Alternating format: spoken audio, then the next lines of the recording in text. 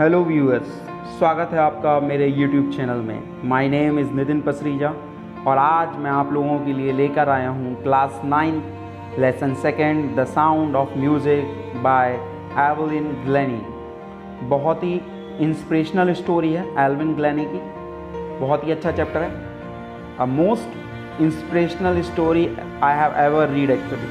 आज तक जितनी भी स्टोरी मैंने सुनी होंगी ये सबसे ज़्यादा इंटरेस्टिंग स्टोरी है। तो देर न करते हुए आइए आज इस चैप्टर को स्टार्ट करते हैं। Chapter 2 the sound of music. The sound of music means music का साउंड। म्यूज़िक का साउंड हर व्यक्ति पसंद करता है सुनना, लेकिन जो व्यक्ति नहीं सुन सकता उसको ये साउंड कैसे पसंद हो सकता है, मैं भी फील करके आइए देखते हैं। पार्ट 1। ये चैप्टर 2 पार्ट में डिवाइडेड है।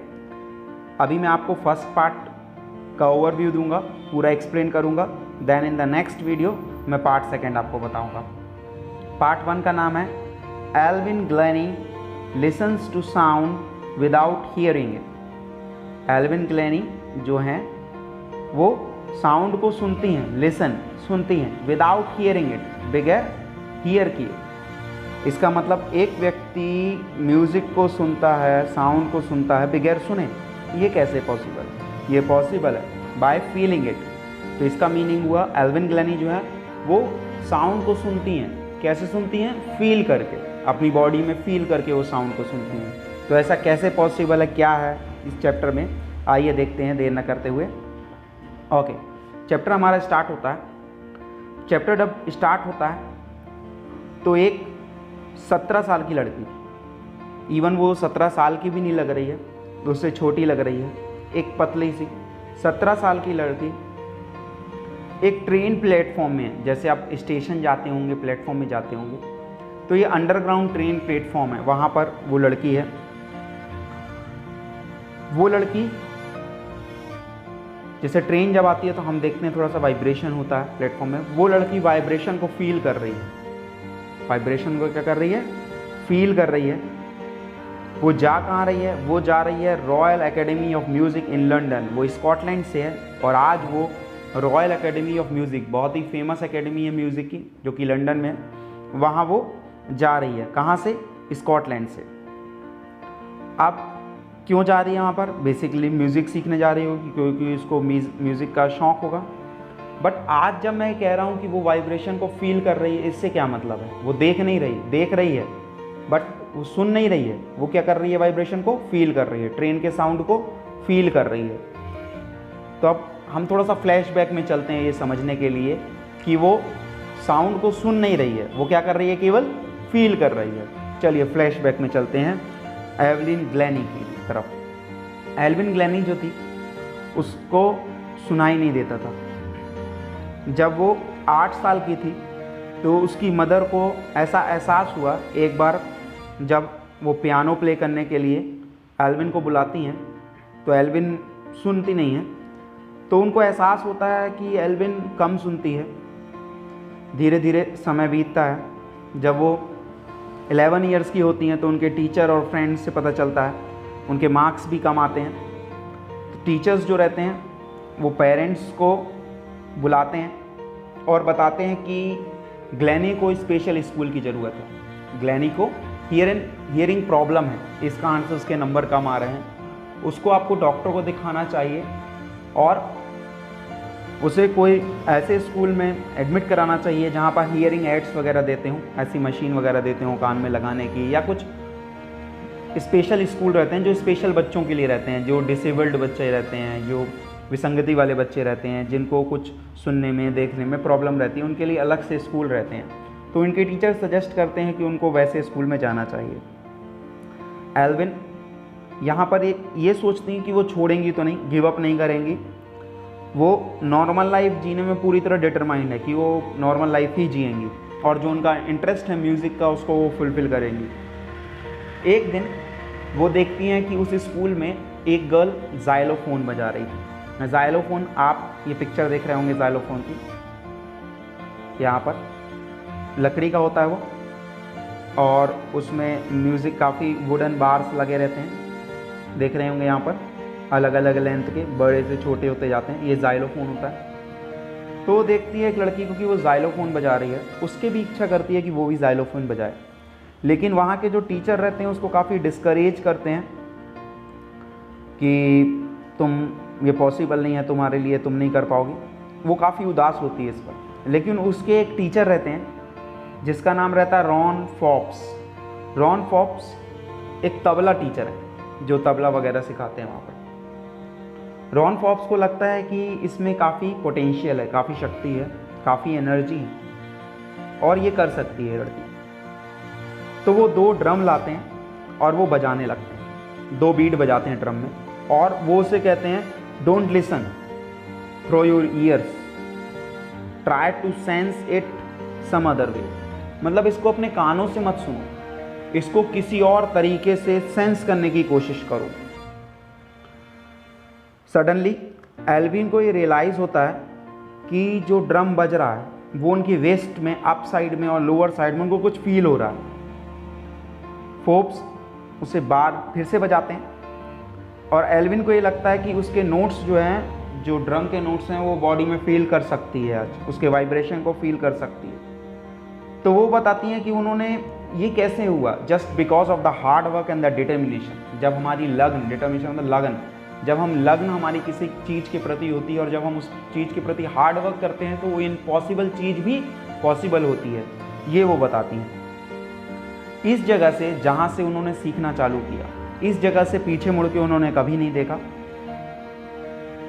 उन्होंने इंस्ट्रूमेंट सीखा बजाना, उसके बाद वो ऑर्केस्ट्रा बैंड के साथ यूके, यूनाइटेड किंगडम गई, टूर किया उन्होंने यूनाइटेड किंगडम का, और उस समय महज वो 16 साल की थी, 16 ईयर्स, और उन्होंने ये डिसाइड किया कि उनको म्यूज़िक में ही अपनी लाइफ बनानी है और म्यूज़िक में ही करियर बनाना है। इसीलिए आज वो, अब हम वापस आते हैं अपनी स्टोरी में, आज वो उस प्लेटफॉर्म में खड़ी हैं। कहाँ पर? रेलवे प्लेटफॉर्म में, जहाँ पर वो रॉयल एकेडमी ऑफ म्यूज़िक जा रही हैं, वहाँ पर ऑडिशन देने, सबसे बड़ा म्यूज़िक का स्कूल, वहाँ पर आज वो जा रही हैं एक कोर्स करने, जहाँ पर सिलेक्शन उनके मेरिट बेसिस पे होना है।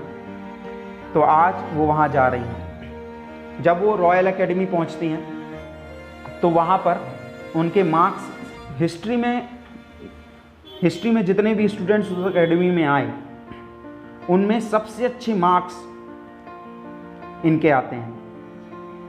And she gradually move from orchestral work to solo performances. और अब उन्हें लगता है कि ऑर्केस्ट्रल वर्क जो करती है वो साथ में, उसकी जगह वो सोलो परफॉर्मेंस करेंगी, खुद अकेले गाएंगी। और 3 साल का कोर्स ख़त्म होते होते उन्होंने कई सारे अवार्ड्स जीते, बहुत सारे उनको अवार्ड्स मिले। और इन सब के बीच जो एवलिन रहती हैं वो किसी भी तरह के अचीवमेंट को पाने के लिए शॉर्टकट पे बिलीव नहीं करती। कोई हेरोइक अचीवमेंट नहीं होता।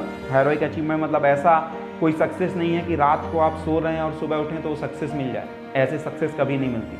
अगर सक्सेस चाहिए इंसान को तो उसके लिए डिटर्मिनेशन और हार्ड वर्क ज़रूरत होता है। हार्ड वर्क से ही और डिटर्मिनेशन से ही सक्सेस मिलती है। हार्ड वर्क किसी भी की चीज़ से रिप्लेस नहीं किया जा सकता। और आज अपने हार्ड वर्क और डिटर्मिनेशन के कारण वो टॉप में थी, वर्ल्ड के टॉप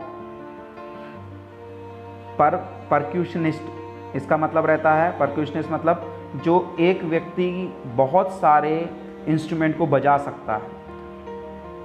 जो एल्विन थी वो कई थाउजेंड्स इंस्ट्रूमेंट बजा सकती थी आज, और वो काफ़ी सक्सेसफुल हो चुकी थी म्यूज़िक में। एल्विन को सुनना एक सौभाग्य की बात थी। जब उनका डिस्कशन होता है कुछ फ्रेंड्स के साथ, कुछ म्यूजिशियन के साथ, तो वो बताती हैं, वो जब उनसे बात कर रही थी तो जो उनसे डिस्कशन करने वाले थे वो काफ़ी चौंकते हैं कि एल्विन हमारी सारी बात प्रॉपरली सुन लेती है और प्रॉपर आंसर देती है, ऐसे कैसे पॉसिबल है। तो एल्विन उन्हें बताती है कि वो केवल लिप्स की रीडिंग नहीं जानती, लिप्स की रीडिंग से ही नहीं बल्कि पूरे फेस को रीड करती है। और वो मजाक करके ये भी बोलती है जो बियर्डेड मैन होते हैं, जो दाढ़ी वाले इंसान रहते हैं, उससे उनको प्रॉब्लम होती है। हंसते हुए बोलती है कि उसको समझने में उसको थोड़ी सी प्रॉब्लम होती है। ये एल्विन ग्लेनी आप देख रहे होंगे पिक्चर में। Okay, moving forward. सो यहाँ पर उनकी स्पीच क्लियर थी। जब वो बताती हैं कि जब वो 11 साल की थी तब तक वो सुन सकती थी थोड़ा बोड़ा। इसके बाद उनकी टोटल हियरिंग लॉस हो गई, फिर वो बिल्कुल नहीं सुन सकती थी। और वो बताती है इसी से उन्होंने फ्रेंच और जैपनीज़ सीखी। लेकिन एक इंसान जो 11 साल तक केवल सुन सकता है वो फ्रेंच और अदर भाषा बोले, ये पॉसिबल नहीं है। ये तो केवल डिटर्मिनेशन और हार्ड वर्क ही करा सकता है। म्यूज़िक के लिए वो बोलती हैं कि उनके हर बॉडी पार्ट में म्यूज़िक बजता है। जब म्यूज़िक बजता है तो उनकी स्किन टिंगल करती है, मतलब मूव करती है, स्ट्रिंग सेंसेशन होता है उसकी स्किन में। वो बताती हैं जब वो जाइलोफोन बजाती हैं तो उनके नेल्स में सेंसेशन पैदा हो जाता है, और जब वो ड्रम बजाती हैं तो उनकी बॉडी में वो सेंस कर सकती हैं अपनी बॉडी में ऑन द। और जब वो स्टेज में होती हैं तो ड्रम को फील करने के लिए वो बेयर फुटेड रहती हैं, मतलब नंगे पैर, कुछ नहीं पहनती पैर में, ताकि वो फुट से लेग में वो सेंसेशन को फील कर सकें म्यूज़िक को। कमिंग टू द नेक्स्ट, 1991 में उनको रॉयल फिलहार्मोनिक सोसाइटी के द्वारा बहुत ही prestigious soloist of the year award दिया जाता है। और जो मास्टर रहते हैं, परक्यूनिस्ट जो मास्टर थे, जेम्स ब्लेड्स, जो कि हजारों इंस्ट्रूमेंट बजाना जानते थे, वो कहते हैं God may have taken her hearing but he has given her back something extraordinary. भगवान ने उनसे सुनने की शक्ति वापस छीनी थी, लेकिन उन्होंने भगवान ने कुछ अद्भुत सी चीज़, एक एक्स्ट्रॉर्डनरी चीज़ उनको दी है। सो जो हम सुनते हैं वो एल्विन क्या करती थी, उसे फील करती थी, और हमसे ज़्यादा फील करती थी जितना हम सुन नहीं पाते। That is why she expresses music so beautifully. इसलिए आज वो म्यूज़िक को इतना अच्छे से एक्सप्रेस कर सकती हैं। एल्विन इस चीज़ से कन्फेस करती हैं कि वो वर्कaholic हैं। वर्कaholic मतलब एक इंसान जो दिन भर काम करता रहता है, काम के बगैर जिसका मन नहीं लगता।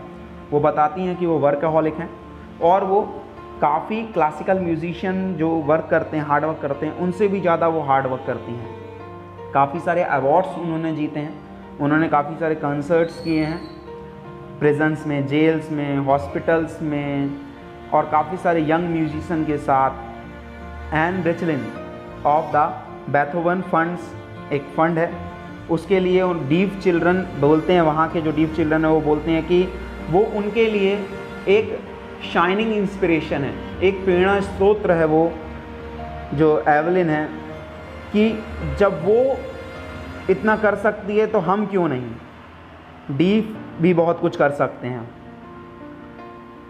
Alvin Glennie has already accomplished more than most people twice her age.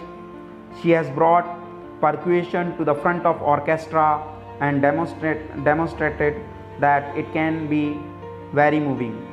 She has given inspiration to those, मतलब अपने से बड़े लोगों को वो इंस्पिरेशन देती हैं। इवन हैंडीकैप जो पीपल हैं वो सब के लिए एक इंस्पिरेशन है कि if she can do it why I can't. अगर वो कर सकती है तो हम क्यों नहीं। अक्सर हम सुन के भी कई चीज़ नहीं सुनते, और वो व्यक्ति जिसको सुनाई नहीं देता वो भी बगैर